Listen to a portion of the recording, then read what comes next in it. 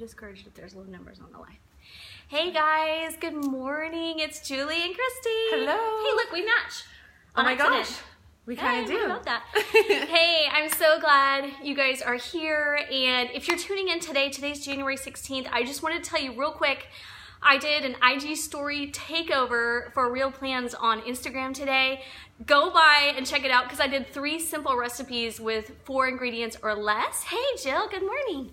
So, sorry, I'm out of breath. I just had to move this table. It was like 50 pounds, maybe 100 pounds. I don't know. I'm like, anyway, so go by and check it out on Real Plans and check out my IG story takeover. And also on my blog is a post about 5 Whole30 hacks that you can use to get you to the finish line, because you know it's sometimes hard, but you need hacks, right? Like chopped onions, like you don't have to cry every time you chop them.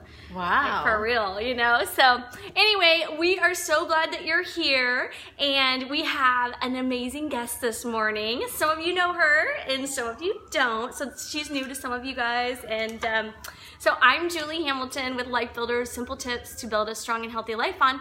And I am so excited to bring people to you that are making a positive difference in their world. I know some of you and many of you are making a positive difference in your world too. And it's always fun to hear from people who are doing other things and kind of glean from what they're doing. So I'm so happy that you guys are here.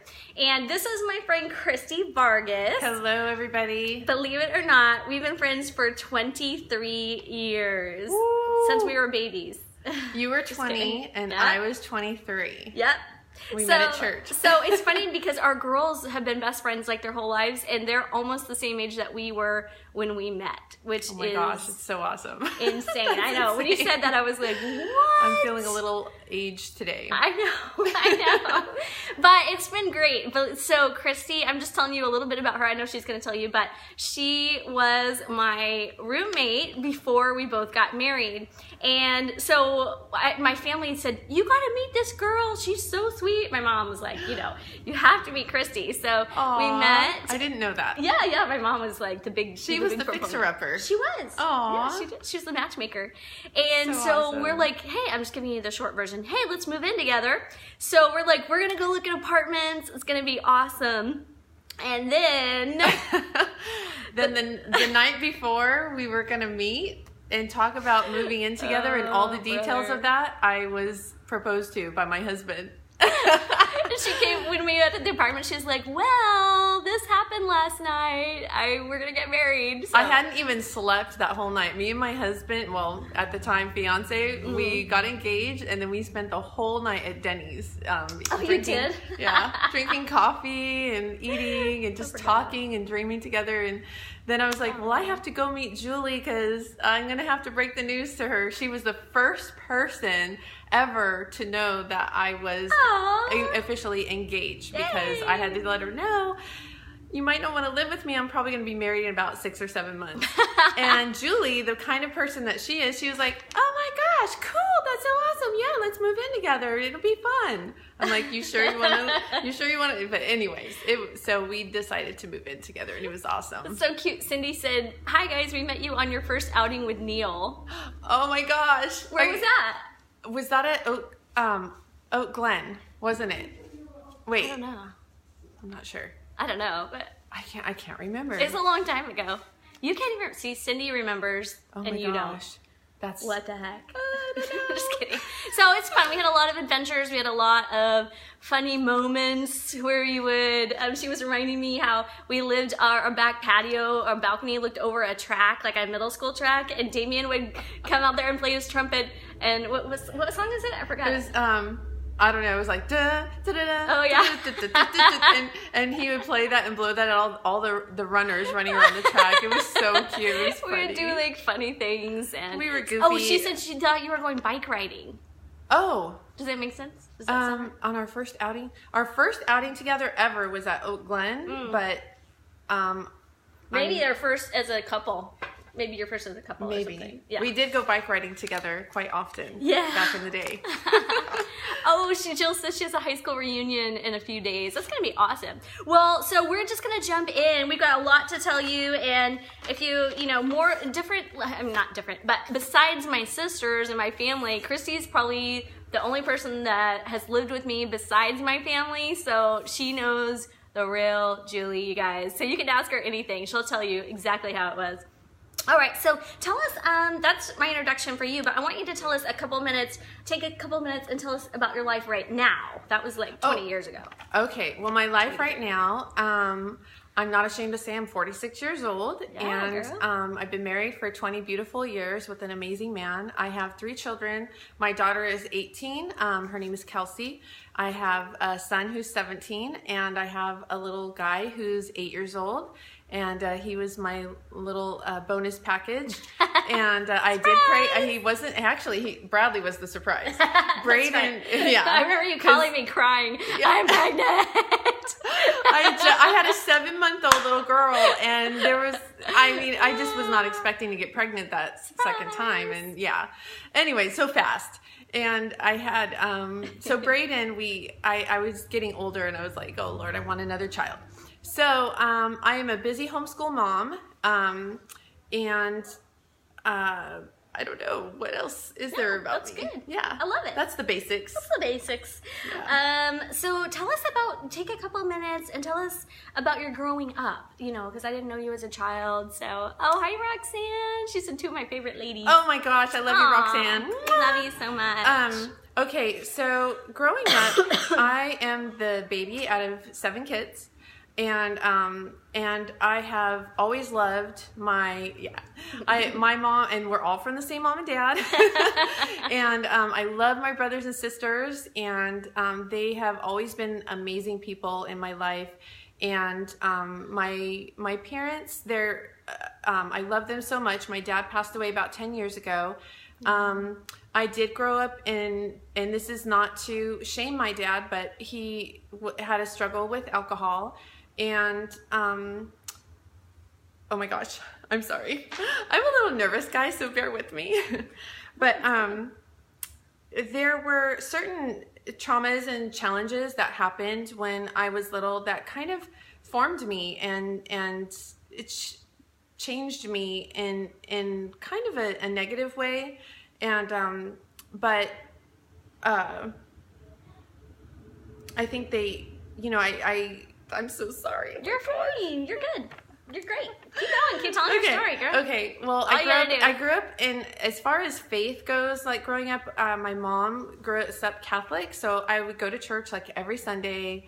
I would go to First Communion, and those of you who are Catholic out there, you're relating with me all the way. But the thing about me is that I had so many doubts and unbeliefs in God because of life's hardships and challenges from early age. Wow.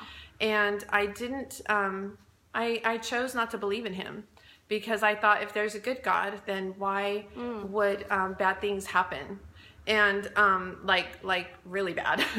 But God is so good, and he carried me through those young formative years, and I'm so glad I had my family. I'm so glad I had my mom, and I was able to come back to the Lord, or find Jesus found me when I was 19, and I became a Christian, and I decided to leave the Catholic Church and to go to like a Bible-based Christian non-denominational church and to grow in my faith. And it was the best decision I ever made. And so anyways, that's kind of it in a nutshell. So. And who was your greatest influence when you were growing up?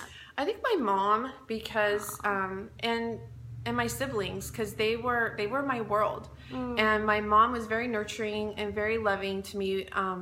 I don't know if I could have survived the things that I had to endure if it weren't for her nurturing capabilities. And I would just, she would cuddle me in bed, and she always told me, treat others the way you want to be treated, and she had all her little mother sayings, and I'm so grateful for her. That's so sweet. Yeah. She would be super blessed to hear that. Yes. Yeah, and I'll have to show her the video so she can hear that. And the coolest story, you guys, no joke, about your dad on his deathbed. Oh my gosh. Okay. You have to tell us about that. Well, my dad got lung cancer, because unfortunately he smoked for like 58 years, and that's a long time to smoke before you get lung cancer. Yeah. Totally. Years. And he was my parents are fighters, I'm telling you. And that's one thing that I think that was passed down to me is I may not on the outside look like a fighter, but on the inside, I'm a fighter. Girl, and anyways, my dad, he worked, even with lung cancer and bronchitis and all kinds of things he was going through. He worked until like just months before he died. Oh, wow. And and I really, there's parts of him I admire so much. And when he invited Jesus, he called me one day. I was at Target and I had my little flip phone, and he called me and said, hey, because he was kind of a macho man, he was a plumber, and he just was a man's man, and he was like, you can have one of those prayer meetings for me. And so I was so excited. I had a prayer meeting, and he was ready to receive Christ into his heart, and he knew his time was short, and he wanted to make his heart and his life right with God. And he came in my living room, and I invited some friends over. He invited Jesus into his heart. And months after that, he had pneumonia, and he went into kind of like a coma, I guess. Mm-hmm. And they had him on life support. And I asked the Lord, I said, Lord, I really want to be there when my dad passes. And the Lord allowed that. And I was right beside him. I was rubbing his leg. And the Lord and they took him off blood pressure medicine. And I hope I'm not rambling. Okay. So, and the Lord told me there was a big angel behind his bed ready to take him. Oh, and they said he could live for days, he could live for weeks, he could live for hours. And the Lord didn't want him to suffer anymore. And was talking to me, he's going fast, he's going. And so he passed away, and I got to be right by his bedside. And and everybody, we all had our reactions, and I just kind of, I don't know if you've ever had somebody pass, if you've ever been with somebody passing away, it's the most amazing experience like ever. Yeah. And the Lord told me, like, he's not there, like he's up there. And so I just waved, I was like, you did? Like, I did. Yeah. I could cry talking about it, but I was just like, bye, Dad. I said, give Jesus a big old hug for me, and I will see you soon. Well, I think the cool thing was we had all like prayed and prayed and prayed and prayed and prayed and prayed and prayed and prayed and prayed and prayed and prayed for a lot of years that he would come to know Jesus. And then like just 16 years months before he passes away, then he just is like ready. It's like that was that moment where he was ready. And you can't make someone they're not going to do that before they're ready. It has to be in their time. So that was just a beautiful story about like God's faithfulness. I'm glad you let me share it. How amazing. I hope it encouraged somebody out there. All right, Kristie, what's your biggest dream right now? What are you dreaming about? Oh my gosh, I have so many, but let me narrow them down. Probably my biggest ones is that I have a heart for moms. I'm still in the trenches, moms, so I'm still learning with you. Even though I have an 18-year-old, I have a completely different child who's 8 years old, and he is my blessed, spirited child who is teaching me how to be a different kind of mom. I've never had someone argue with me so much. He's gonna be a good lawyer. Yes, but I tell him often, I say, you know what, that personality is going to take you far in life. But right now, you need to learn how to surrender. Yeah, that's true. And submit, and learn how to obey, because that's a very important thing that our strong-willed children need to learn. But anyway, so my heart goes out to mothers who are wanting to be their best and wanting to do this thing right, because it is the most challenging job you'll ever have. Most other jobs, you have to go to school or they have classes, and like we all say, there's no instruction manual when you have a child. And but God, the God of the universe, entrusts us with these amazing human beings, and we're just like, this is more important than anything. God, lead me and guide me, and He's faithful to do that. And I want to partner with moms on how to be our best with our children. And my other dream is for chronically ill people. I want to encourage them and esteem them and breathe purpose and life into people who are chronically ill or even suffering and maybe on their deathbed. Wow. that you still have a purpose. Like, I just felt the chills when you said that. Did you guys feel the chills? I did. I was like, well, even I do, because I feel God's love. I feel his power that he wants to even empower sick people. So Jill is telling us that she has a really similar story to about her dad, to the way that you grew up. Just like even some of the points she's mentioned. And Stephanie said, I received that about the chronic illness. So yes, receive You're going to love this, Stephanie.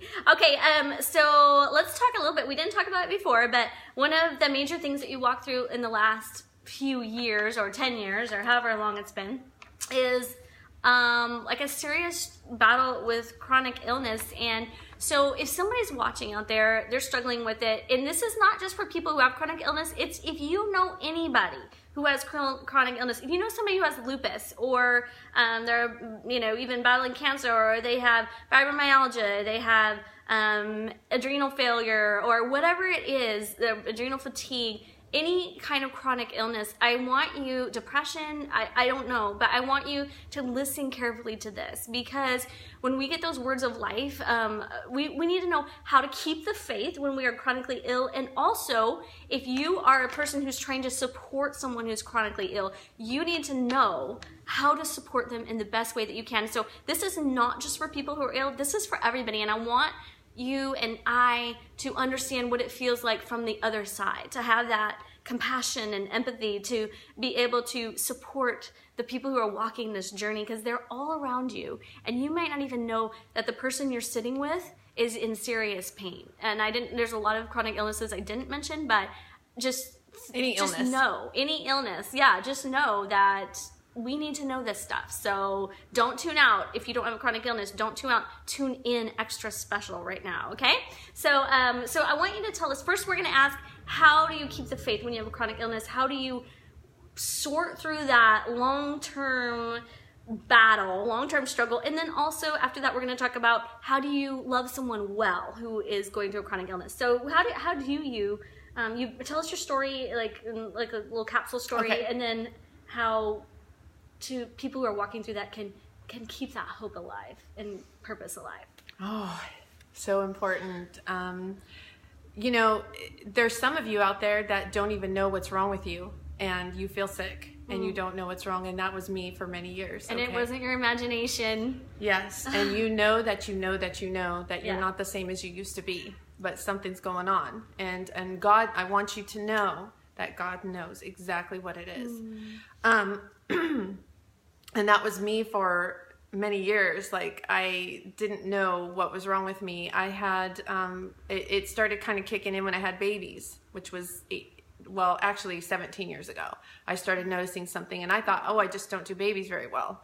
And then there's a lot of story in between that, and you'll get to hear more of that in another atmosphere, because we don't have time for all that. But I want to say that, 4 years ago, I finally had a diagnosis of Lyme disease. And yes, I was bitten by a tick when I was about 10, and it was actually living in my neck for days. And I had telltale signs of like a bullseye rash. And some of you out there who have Lyme disease, you never got that rash. You never know it, probably. And maybe some of you haven't even had an official diagnosis, but your doctor has, Lyme disease is very complicated, and it's kind of vicious. And anyway, so I found out that I had that, and it was actually the time I found out. I had gone through so much before that, so much. I thought I was dying. I thought I had MS. I thought I had Parkinson's. I thought, I was going to the doctor for like 2 years, and they couldn't find anything. I thought I had adrenal fatigue, and which I did, but that was just a symptom, of what else was going on in my body.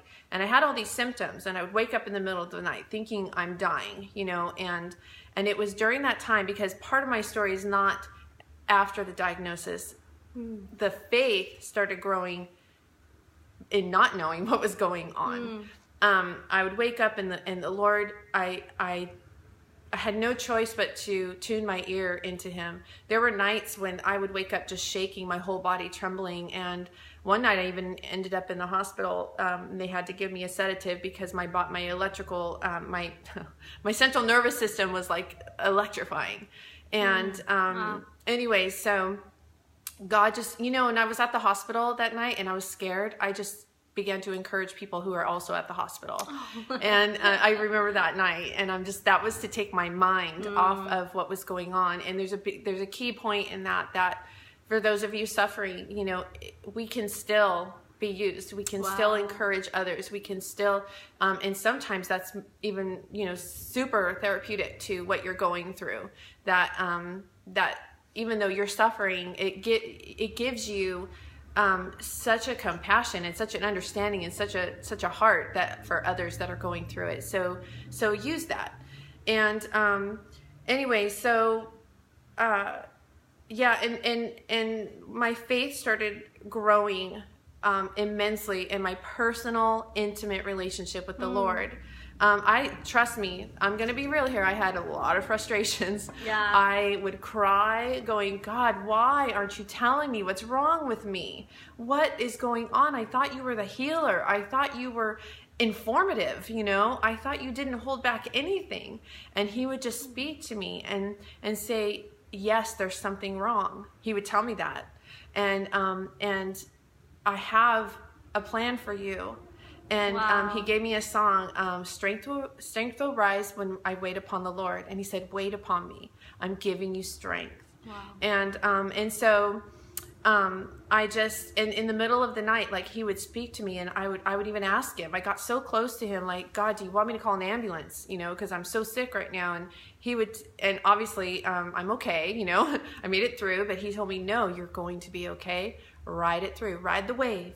And then he said, I know this sounds really silly, but I have this cute little dog, and he just, he doesn't know if I'm going to be upset at him or happy with him, but he just rolls over on his back and he surrenders to me. And he's like, I'm surrendered to you. And God told me, Coda, how he just submits to you, whatever is going to happen in his life, you just submit to me like that. Just surrender to me. Wow. And I chose to do that. So, wow. So, yeah, that's... Yeah. Just by listening. Like, so you would say, like, if somebody's going through chronic illness, like, what should they do? Like, what can they do to just keep hope? So just surrender. Okay. What you're saying. Yeah, surrender to the Lord. And if you're not a Christian, this is a great time to invite him into your life. Break open a Bible. Start talking to him.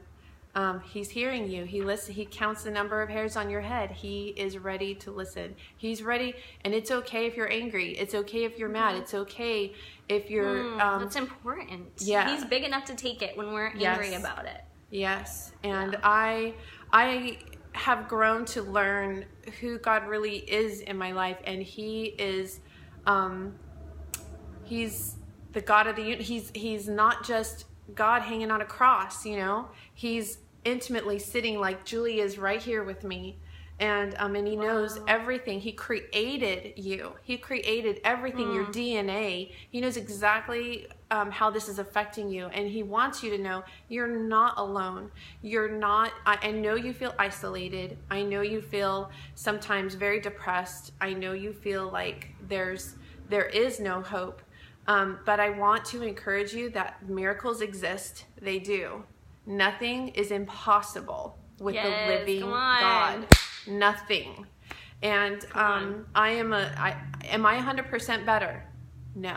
I may look it right now, and a lot of you can relate. Yeah. You can smile. Like looking at the stories coming up. I'll read them in a second. Okay. Yeah, You can look totally healthy on the outside. I mean, a lot of sicknesses and diseases, you don't look healthy on the outside, but a lot of these autoimmune and these other things are going on, and you don't feel believed. You feel like people look at you like you're a hypochondriac. Yeah. And trust me, I felt, and I still am careful, like who I talk to and who I really tell something to somebody if I'm having a bad day or whatever, because you know, I mean, let's face it, a lot of people who are well, they just think, well, if you just eat right and you exercise, you know, and you take care of yourself, then, you know, you must have not done the right things to take care of your body or whatever. Of course, like when I got my diagnosis, it was like, oh, now I have something to tell somebody and why I'm going through this. But I just want you to know that God is intricately involved in your condition. Okay, He's intricately involved, and don't, you know, I know that you're gonna doubt that at times, and that's okay. Take your doubts, take all your feelings, journal them, and come before the Lord. Get on your knees, cry, do what you have to to be real. Be real with God. There is hope for you. As long as you are living on this earth, you have a purpose. There is a reason why you are still living and breathing until your dying day. And I want to tell you also, there is healing. There is healing through the blood of Jesus. There is healing. I promise you that. It may come in the form of doctors. My prayer is that it'll come through the miracle from heaven above. And so I hope that, you know, I know I can't talk to each and every one of you personally, but I would love to. And we'll talk about that at the end, to give you more hope, to give you more wisdom or tools to endure what you're going through.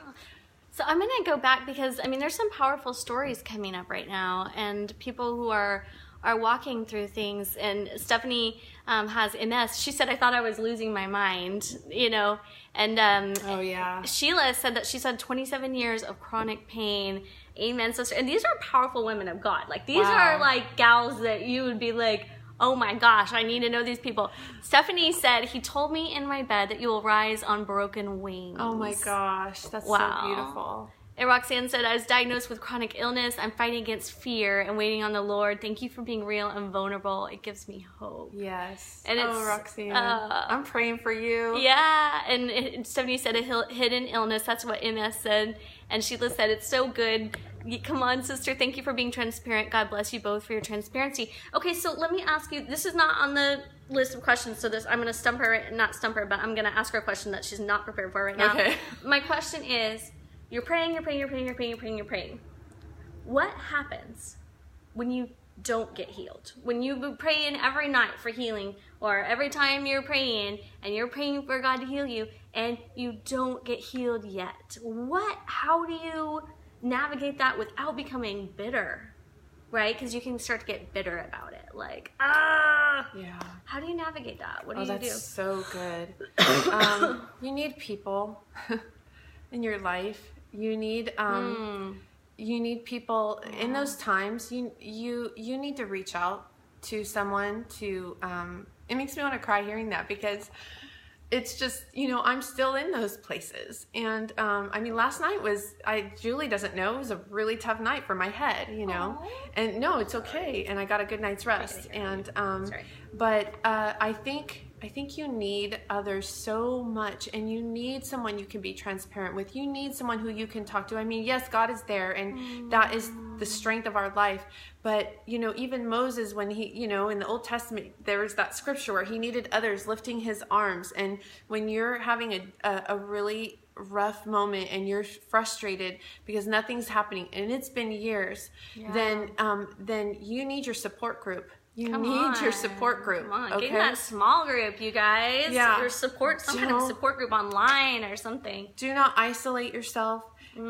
Don't be afraid to share with those trusted friends or pastors or a leader of some sort in your life. You're somebody who loves you. Okay, you need somebody to love you. And I would also say. I had something else on my mind. Oh, I have a question if it's not coming to you. Stephanie said she struggled with feeling unworthy of healing. Have you ever struggled with that? And how did you come to that turnaround where you're like... Absolutely. Oh my gosh, feeling unworthy.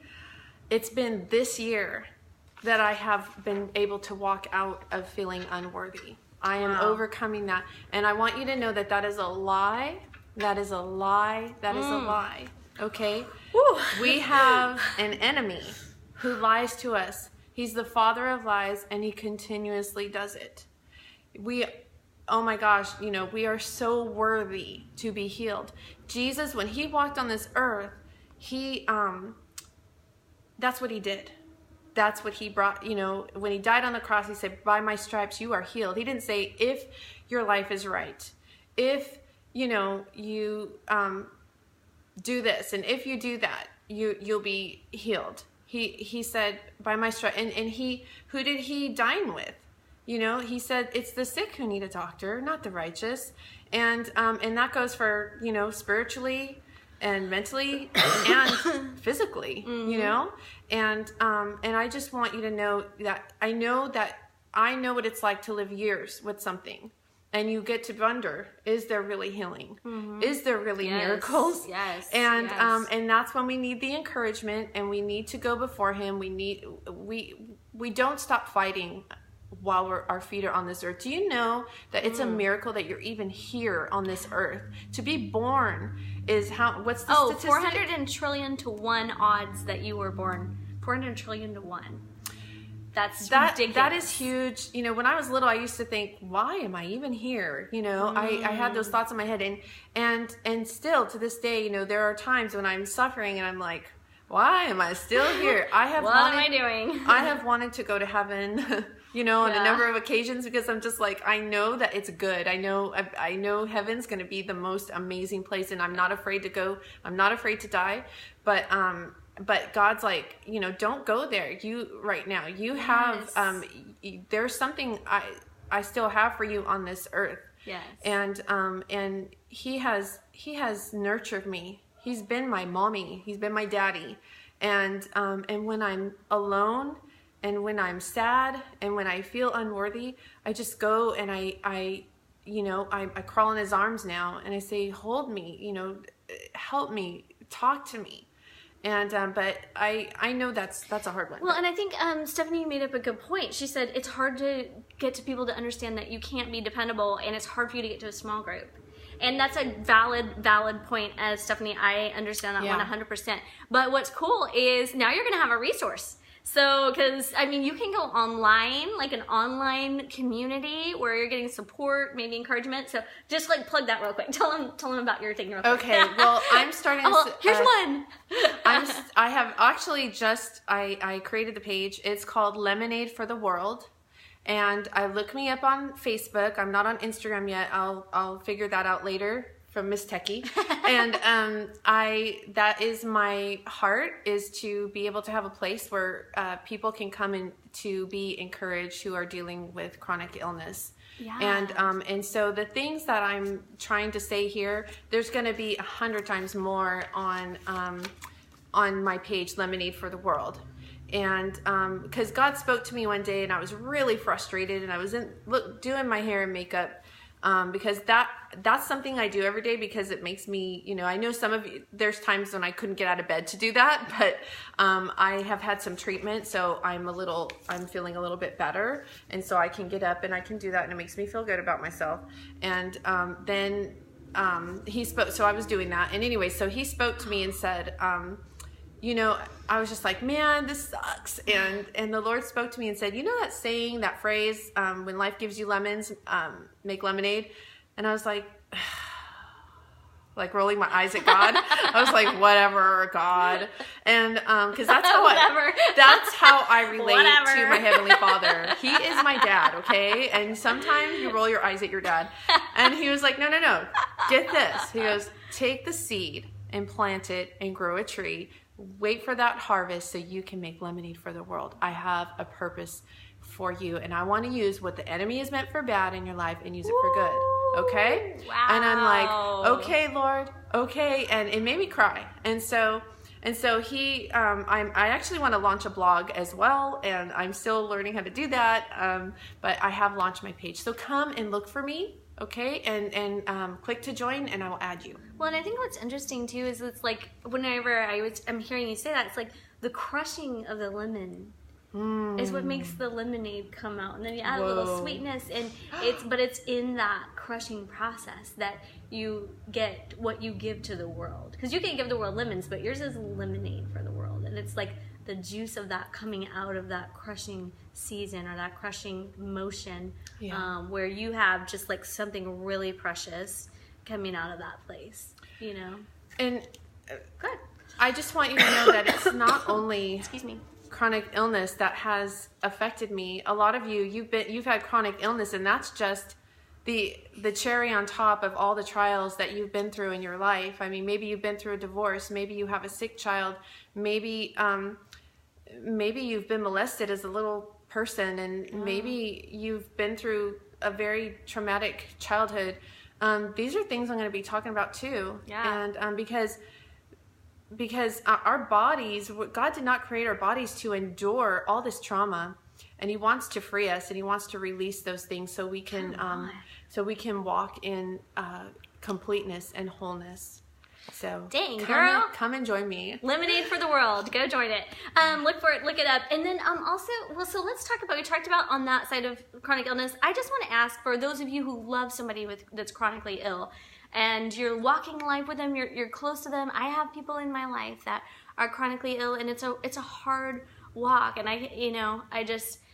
it's hard to know how to help, how happy can I be if you're suffering, like how do I sit with you in this, you know what I mean? It's like hard to know. So tell me some of the ways that people have really helped you, like when you're going through your chronically ill time. What can people do that somebody they love is chronically ill and they want to be there for them, they want to help them? How can we do that? Such a great question, Julie. And the first thing I want to say to people out there who have a close love, I'm talking about your spouse or your child or a parent or somebody that you spend a lot of time with. Yeah. I want to encourage you in this, because my husband, he's Mr. Saintly. I call him that, because he has to deal with me and on many layers, all the layers of Kristie, my husband has accepted. Wow. And he accepts me. And so those of you who are out there, I want to encourage you, that first of all, and the reason why I'm crying is because my heart goes out to you. Because when somebody's sick and struggling, especially for years and years, I mean, a short time thing, it's like, oh my gosh, thank God we got through that. Yeah. Because I've been through short time things when my mom's appendix broke, and she almost died, but we got through that. And it's like, whoa, she's okay. Okay, it's over. Mm-hmm. But chronic illness is like a slow drip. It's like year after year after year. And so at first, I would wake my husband up in the middle of the night, and I'd be like, pray for me, I'm scared. And he was there, and he did the best that he could, and he has loved me, and he's very patient. I would look at him sometimes like this, and I'd be like all sick, and I'd be like, I do not know how you put up with me. I don't know how you endure and stay joyful the way that you are. Wow. And because I wouldn't be that way. I'm a different person than my husband. And so I want to tell you and encourage you, first of all, take the pressure off of yourself of carrying. Yes. I mean, you know what I'm talking about. Those of you of carrying the burden of the sickness of your loved one. It is not yours to carry. You are not God. It is His to carry. I don't wake my husband up in the middle of the night anymore, because God has grown me to a point where, I mean, I will if I'm like super desperate or something really bad happens, but on a regular basis, I wake up a lot in the middle of the night, and He's with me. And I've been able to trust the Lord and take some. And one of my friends, she told me, when I was in the thick of things, Bianca, you know who you are, girl, Bianca Pickard, you're out there. I'm sorry if I'm jacking up your last name. But anyways, she told me, she's from South Africa. She became my nutritionist. She's the one who helped me come up with a diagnosis. And she said, do not burden your husband with all of this, as you know, I mean, maybe a little bit here and there, but when you need to scream and shout and she said, call me, you know. Wow. And so I learned at that time that I can't burden him all the time, you know, that he needs his space. He needs, you know, right now he goes twice a month and plays ping pong with his buddies, you know, and Neil, he's so cute. I know, and I try my hardest. I mean, he's burdened enough by just the everyday living of my grumpiness, of me, if I have a headache, I need to lay down. He's burdened enough by that. So I try not to burden him too much with the bad stuff, unless, mind you, unless I'm really desperate. Then and he's there and he pulls through. But I think the best of your ability, a listening ear. You know, you don't have to have all the answers. You don't need to. You even if they vent to you and you just go like this and say, "I love you," you're gonna make it. You know, those words were the best words I could ever hear. My husband, he just would say, you know what, you got this. You're going to make it through. This is not forever. This is temporary. Those kinds of words are life to a sick person. Wow. So I encourage you to speak life over people. And yeah. I'm taking notes. If it looks like I'm not paying attention, it's because I'm writing it down. And also, you need someone to talk to. You know, you can't go to your sick loved one and say, man, I'm living with you and it's so hard. You know, That's it's true. like such a burden. You're driving me nuts. You know, I mean, that probably wouldn't be the best conversation. When are you going to get better? Yeah. What the heck? This is going on forever and ever. So you need someone to talk to as well that can bear your burdens. You know, my husband, he's not like a lot of us where he needs a whole lot of conversation. Like I'm an emotional processor. Like, I mean, he's just like he's just you know. I think he would have been a great doctor, or except for his gag reflex, or a great like policeman, because he knows how to compartmentalize that emotion, that real, you know, like he just doesn't take on my stuff and let it weigh him down. He's very joyful, and I actually love that. You know, I love that my husband is full of joy and happiness. And so if you have a lot of joy and happiness while your loved one's like, you know, that's okay. It's okay. You know, I mean, yes, you do need to show that we need empathy. We need to know that we're not alone. We need some encouragement. And so I hope that helps. Yeah, that helps a lot. As a matter of fact, I'm like, you should write a blog post about this, like ASAP, and put it out there. I sure will. Okay, and then thank you so much. I hope that helps somebody out there, and it helped me a lot.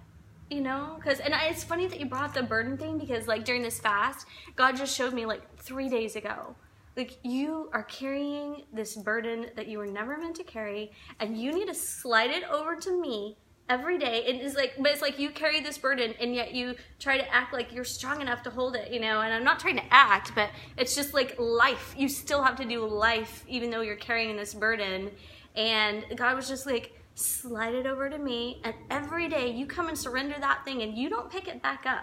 You need to leave it there instead of picking it back up. And like, because I was feeling it like in my stomach, and like it's affecting my physical body, you know what I mean? And just like, okay, just let it go. Yeah. Don't carry that burden, you know? Because you know what, for us who are dealing with the sickness, we are growing, and we need to learn how to depend on the Lord. And I mean, we do, and others, and broaden our, you know, our little circle, and not just put all that burden just on one person. Yeah. And I'm, you know, God is teaching me and growing me and giving me strength and showing me things that I can do on my own, and I can be independent in some ways. Yeah. I think just if I could throw another couple things out. One is that like even when you're supporting someone who's chronically ill, you have to take those moments to release them if they can't do it, but they're literally saying to you, no, I'm gonna stay here, but you guys go do this. Like on Christmas, this is not even related, but I was sick in bed and my family was going to Christmas, and I didn't feel bad about them going to Christmas at Auntie's house. I was just like, you guys go. And so often if you're the person that's well, you don't want to go because you feel guilty, like you don't want to leave that person. But I think that's one thing, is like finding freedom in, like, when they say like, okay, go ahead, you go enjoy this. I can't go with you, but I want you to enjoy doing that. Just finding the freedom to go ahead and do that without feeling guilty. And I think the other thing that I've learned through this long journey and process is that where you're finally, I'm coming to the place where it's an everyday thing, because you don't know how that person's going to feel day to day. So every day I'm just like, how are we feeling today? Like when you wake up, okay, what's today going to be like? Is it, and it's like, you just have to learn to be flexible, right? Because like there's some days you're going to wake up, it's going to be really bad and your plans for the whole day go out the window. But there's some days where, I feel good today. And so I think that's become a question that I used to not ask.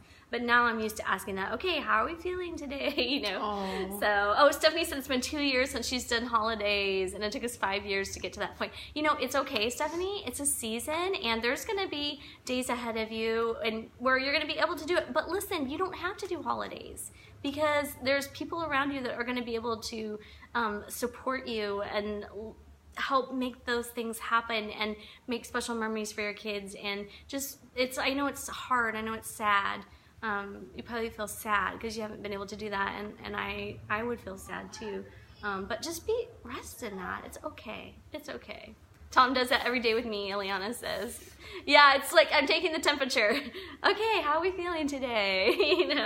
Yeah, so, you could probably dress that better than me. No, I don't think so. But that was really, really. Thing, the holiday thing. Like doing the holidays? Oh no, she was saying it's been a couple years to do holidays since she's done holidays. Oh, like all the frills. And I'm trying to understand what you mean by doing the holidays, like. Oh, she said it's the first 2 years without an MS attack. She's realized that the holidays add stress, which causes her episodes to increase. Yes. Stress, for sure. This year, I used to push myself, and I made myself sicker. So I know that MS is different than Lyme, and some people, although I have friends that are completely unfunctionable with Lyme, and yes, it totally is okay. What I've learned is that my kids, they just want a relationship with me more than all the stuff and the tree and all the beautiful things, and what's the most important is being together and celebrating the birth of Christ. or whatever holiday it may be, and just enjoying one another's company. Or Halloween. Just kidding. Okay, so we're going to move on. I think that was like so much. If we didn't say another word, I think that would be hopefully encouraging to some people out there. So this is going to be we're going to change gears a little bit and finish. It's been almost an hour. So oh my gosh. We're we need to wrap it up. Sorry. Oh no, it's great. It's perfect. I think that's what God had planned, so I'm not worried about it. Okay, so what do you know about me that not everyone else knows? That you're a nerd? That's so true. I'm totally a nerd. Totally. Julie? She's all, you always read the nerdiest books, which is true. Oh my gosh. And last night, for example, last night, we go by her desk. She's all, oh, look, what's that flower called? Oh, a hyacinth. Look, my hyacinth has blossomed. She used to have this centerpiece in the middle of her table. I knew that. At her place when she lived in Southern California, and I would come over there all the time, and she had this centerpiece on her table, and it was like this beautiful glass bowl with some like plants on top and beautiful flowers, and there were pollywogs living in there. These things and they were so ugly. And I was like, Nice centerpiece, Julie. I'm like, and then eventually I'd come over, one would have a leg. That's so true. We were growing frogs. I mean, it's science. She was growing frogs. She is like the science nerd. She loves science stuff. And what else? What else was I going to say about you? Okay. So on a more positive note, she is probably okay. So Julie, like, I had lice. And me and my daughter got lice. And all my friends were like, one of my friends yelled and screamed at me for not letting them know soon enough, even though I just found out that at 11 o'clock the night before, because we were around her kid on Monday. I found out Tuesday night, and Wednesday she called me and she's like, yelling at me. And then I had some friends that were like, okay, well, we'll pray for you. And then there's Julie. She's like, hey, you want to go out to lunch? And I'm like, I have lice. And Kelsey has lice. I mean, it wasn't right away. It was more like a week after, because we were so isolated. We were like quarantined in my house for a whole month. I washed my sheets and my pillowcase every night. In fact, I didn't sleep on pillows. It was just like the worst. So bad. But she chose to go and be with us. And then she would have Damien check her hair every night. That's true. But she's just like, she's just been funny. The greatest friend, and she's the sweetest person. What you see on here is what you get in real life. I lived with her. She has a spirit about her that's just so joyful. And that's who she is. That's who Julie is. But she's full of compassion, and she just does. I don't know. She's done life with me, and I'm not an easy person to do life with sometimes. And we're friends, though. I know. That's how it goes with friends. She's very loving and forgiving. Oh, thank you. Yeah. She was talking about when I was like irritated with her the other day. Like, I rolled my eyes. We were telling the story yesterday. Oh. Like, I was, I don't know. You could probably tell. Anyway, I used to lead worship, and Kristie was on the worship team, and it was like a conflict. And she was saying how I like rolled my eyes at her. Yeah. We were. Can you imagine? I'd be like rolling my eyes. We were on a retreat. Yeah. I mean, nobody's perfect, right? You're not perfect. Oh my gosh. Far from. So I'm probably, in our friendship, I'm probably the more emotional one. Crack me up. And maybe that's why we get along so well, because I don't know how you put up with me, but I know I can put up with you pretty good. But anyways, we were on this retreat, and she was the worship leader and I was the piano player. And it was at the end of the talk, usually somebody goes up there and plays the piano. But I'm the kind of person, I'm like, I will not go up there unless somebody tells me to go up, because I don't want to go up there and then embarrass myself. And no, it's not time yet, Kristie. Go back down. So, but Julie looked at me, and and she said, hey, she was motioning me like, go up there and play the piano. But I'm used to hearing it from the pastor. And I was like looking at Julie, and I was like, I'm not going up there. I'm not going up there. And then I was like, I didn't. And so Julie went like, because I wasn't listening to her. and I probably did. And she wasn't like angry at me. She was just like, oh my gosh, Kristie. And so then, and me back then, I think I was pregnant with Brayden. Maybe probably not. I don't know, but I wasn't feeling good. That was in the heart of my sickness. And so sickness has made me extra emotional than I already am. And so I was like, she's mad at me. So on the way home, I was like, I turned my back towards her. I didn't even look at her. And she was like singing her music. And I was like, at the end, I'm like, man, she doesn't even realize she hurt my feelings.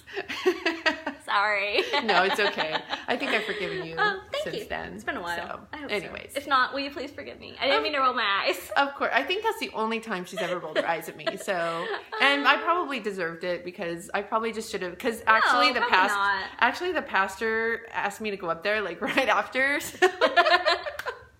So she was hearing the spirit. So it's so fun. It's fun when you've had friends a long time and you've done life together. When we and I know we gotta wrap this up. I'm moving on my last question, but we would, we homeschooled together. Our girls were like best friends, like all their growing up years, and so we homeschool. We did like little co-ops and switches, and like we would have so many days. I'd be like, "Do you want to go to Chick-fil-A?" Yes. So we go to Chick-fil-A and we sit there for like hours, like doing mom therapy while the kids are playing, you know. Oh my gosh, we have had the best times together. Let me see if there's anything else. I took care of her daughter. Yeah, she did. She babysat Miranda when she was a baby, and I had to work, and you babysat Miranda, which is great. And it was a very short time. Yeah. It was a short time, but it was good because that's when Kelsey and Miranda became good friends, believe it or not, when they were babies. Yeah. So it's been a blessing having you in my life. And Aww, I was so sad when she moved. It was like my left leg moved, and that sounds really sad, but I just, you know, she is just such a breath of fresh air. And if I was not doing well, she would always, I don't know, you had this way about you. You always knew, and you were like, are you okay? Aww. You know, and she just has shown me that she's a real friend, a true friend, and she's loved me. I mean, I'm so blessed to still be friends with her, and I try to come up here at least once a year to see my good dear friend, and now she's doing this, and I'm just like, I'm so honored to be here. Thank you for interviewing me. Oh my gosh. Well, we're so honored that you're here, and just like that you spoke life. I mean, the words that you said spoke so much life. And I'm so glad. just on that note, I'm just going to jump to this last one. I want you to think about where you were 10 years ago, because there's a lot of people who are right here watching this that are exactly where you were 10 years ago. Your fears, your struggles, your celebrations, your victories. And if you were walking down the street and you ran into that self 10 years ago, and you had a chance to talk to them, you just grabbed them, what is it that you would say to that self? Like, I know it's a hard question, but... It's a challenging question, but it's a really good one. And I think back to that self, I was 36, okay? That's not, I mean, 36, I was a grown woman. It wasn't like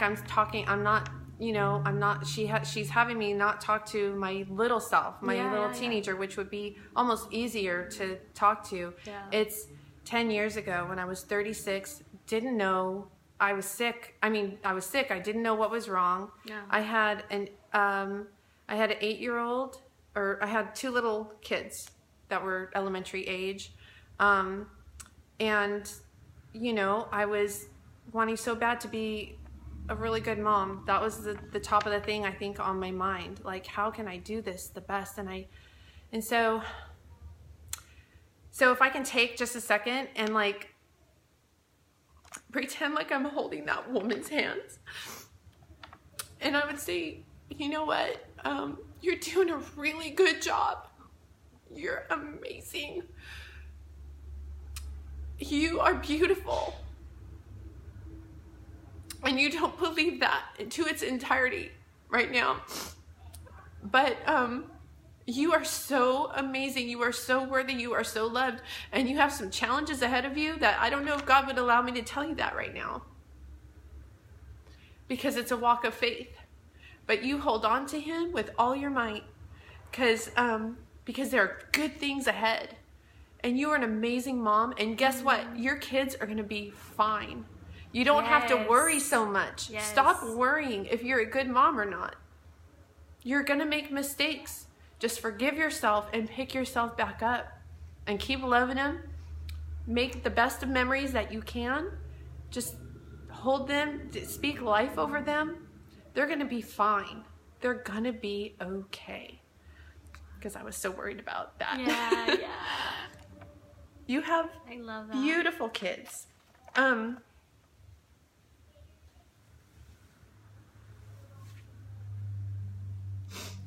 be afraid to take risks. Do not let the fear of man and people's stamp of approval define you and dictate your life. Take those risks, learn, be inspired, wear the red lipstick. It suits you. Wear the red lipstick, I like that. Yeah, just enjoy life. Listen to good music. Let God love you. You are a woman of strength. You are a woman of courage. You are brave. You are so brave. You're the bravest person I know. Because I'm talking to myself. Yeah. And you can overcome everything that is thrown your way. And you have such an amazing purpose on this earth. You have purpose. Because that has been the biggest lie, I think, in my life is that everybody else is good at something, and everybody else has some, a purpose, and I really don't. I had such low self-esteem, and but God has done such a work, and I believe that I have a purpose because He made me, and that's an incredible creation. That's amazing. So, thank you for sharing so deeply. I don't know if you guys are touched by that, but I don't know. Man, I am, and I just speak those words over you about purpose, and your kids are gonna be okay, and you are valuable. And if you just walk away with anything today, could you just walk away with those words? You're doing a good job, and you are brave in fighting the battles that you're fighting, and we don't need to worry so much about whether you're being a good mom or not. The kids are going to be okay. God is going to use this in their lives to do something in them. So just speak that over you. Thank you for sharing so deeply. Sure. And I want people to be able to follow you. I want them to be able to connect with you. How can they do that? Please friend me on, my name is Kristie Vargas. If you look on here, you'll see how my name is spelt. If you look at her post, if I'm also on Instagram at Loves3Kiddles, Luvs 3 Kiddles. I need to change it to my name so people can find me better. But maybe if you do my name, type in my name too, you might be able to find me. Find me at Lemonade for the World. Okay. Join my page so you can be refreshed and encouraged, and I hope you'll be my friend. Aw, you guys want to be friends with Kristie. Well, I just want to take a second to honor you. Thank you for even just all that you poured out today. What? I have a surprise. One other thing you don't know about Julie, maybe some of you, is that her love language is gifts. You got me a gift? I wanted you to see how she reacted to gifts. Oh my gosh, you're kidding me. So it's not much. It's just a little something. I have that gift for you, but I haven't got it yet because this was so last minute. I wanted people to see how Julie. You're kidding me. Oh my gosh, you guys, look at this. She's so bright and she's like a ray of sunshine. And she's so cheery and she loves color and she loves coffee. So I got her that cute little. Oh my gosh. Okay, this looks really good. What is this going to be? You got it. Oh my gosh. Tribe of Mentors by Tim Ferriss. I got her one of her nerdy books. Thank you. You don't have it, do you? No, I haven't not got it. Oh my gosh, I can't believe you got it. I got it on sale I too. read the preview of it, but I have not read I was the just book. at Target the other day, and it was the only one on the shelf, and I was like, Julie. It's meant to be.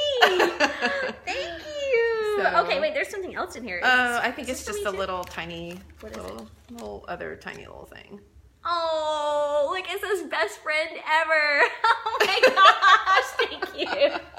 Oh, you're so sweet. Well, thank you. Then look at this bag, you guys. This is so cute. It's a cute little tote bag to carry your nerdy books in. When she's going to MMA and things like that. Yeah, exactly. Well, thank you so much for joining us. I hope that you've got a lot out of this. Go to Lemonade for the World on Facebook. You're going to be so encouraged. And I just encourage you, Kristie, to just keep pouring out. Like what you've said today, when I was listening to you, I was like, this is just a tap. It's a tap into all of the things. I mean, it's huge. God has amazing things for you. And right now is like a step where you are just beginning to tap into that. And so I just cannot wait to see the people that you encourage and what you do with your purpose in life. It's amazing. And taking all that lemons and turning it into lemonade for the world is such a beautiful thing. So, all right, we love you. May your mind be fierce. May your heart be strong and your spirit be kind. And I can't wait to read my book. Bye. Bye. Bye.